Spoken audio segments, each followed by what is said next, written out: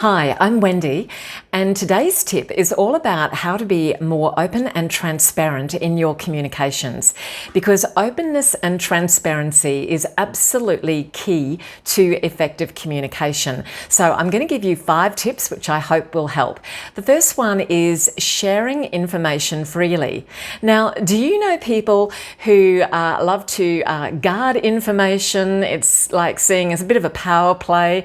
They don't like to share it because they like to be the hoarder of that information rather than sharing it freely. So, don't be like that. Provide relevant information willingly. It's all about sharing. You don't need to monopolize and, be the person that hoards or guards all the information or be the gatekeeper of information. Avoid withholding important details, however, that could impact on decision making or understanding. So just be careful with that. You need to help people if they're going to make decisions and be effective in their communications, then you need to be open about that and not withhold it. So the next thing I want to talk about, and the next tip I'm going to give, is to be honest and authentic. So speak truthfully, speak your truth, be true to yourself, be authentic.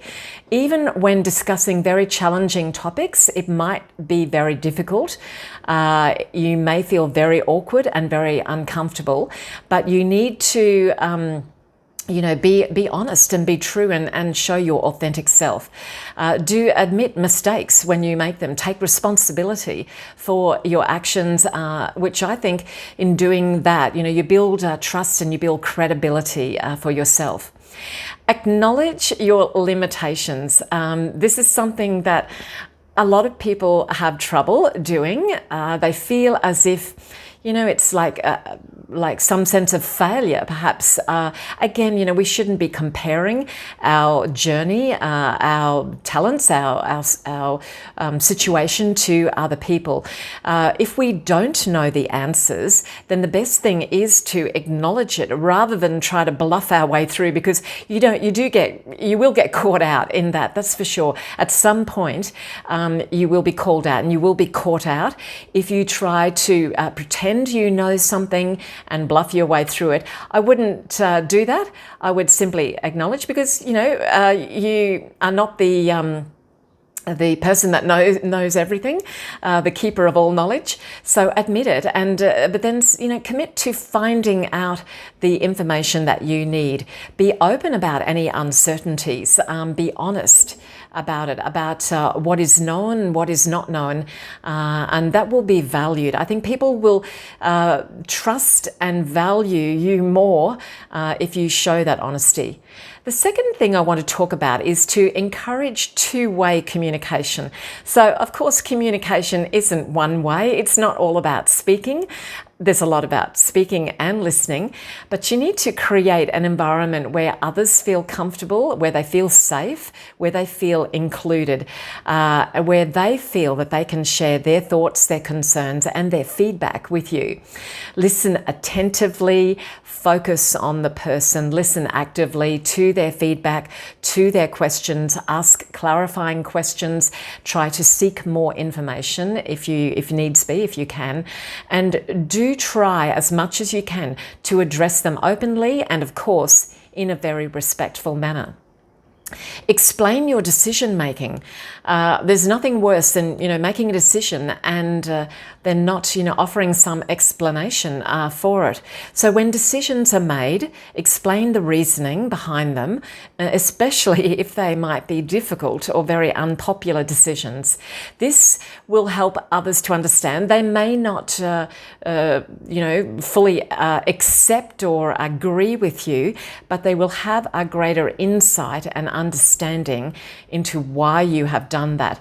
They'll have an understanding into the context and the rationale behind that, even if they don't fully agree. Use very clear and understandable language. I've talked before about the importance of clarity, the importance of being precise and direct. So if you can, try to avoid any jargon, any slang, anything that is overly technical when it's not required. Your goal is not to impress people, but to inform and educate. It's not to confuse them. So try to be as clear and as direct and concise and precise as you possibly can. Use language that everybody understands to ensure clear communication. Be accessible. Here's another tip for you. Be available for discussions, for further conversations about the topic. If you're in a leadership role, if you can, try to have that open door policy, as we say, to encourage open dialogue that will foster trust, build connections, build trust with your team, with your employees. It's very important, I think, to set expectations as well.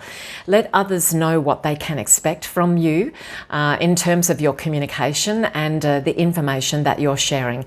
Clearly communicate your own expectations. So that's, doing what you can to eliminate any confusion and ambiguity. You might like to try using multiple channels of communication. So there are many different communication tools and channels open to you.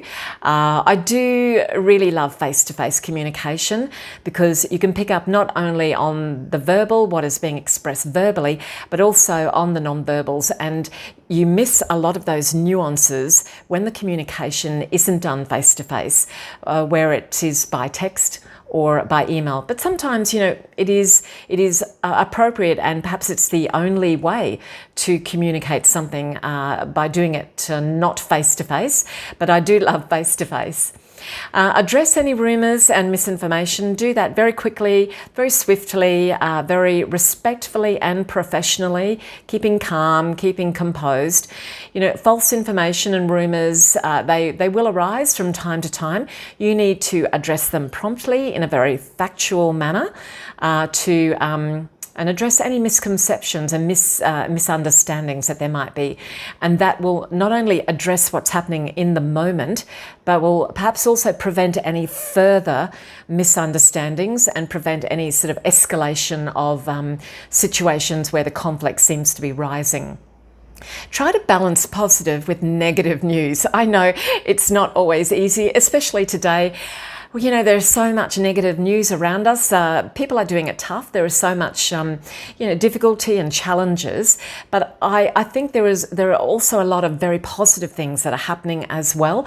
Progress is being made in many areas, and we need to try to strike a balance as well. It's very important to share the good news. But again, don't shy away from sharing challenges or setbacks, because every situation, everything is a learning situation. It's an opportunity for learning and for growth. So it also gives a more well-rounded view. And, nobody really likes to have things glossed over or sugar-coated. So, we do need to be adult and mature and step up when it's needed. But we do need to try to strike a balance as well too. Share insights and decision-making processes. So again, in order to be open and transparent, we need to explain when we can, as best as we can, how decisions are reached, especially where there are very complex, complicating factors involved. This will help others. It might necessarily change their opinion, or they might not necessarily, agree with you, but it will give them some insight into what is happening, into, perhaps the thoroughness of how you've come about, how you've reached that decision, and to give them some insight into the decision-making process.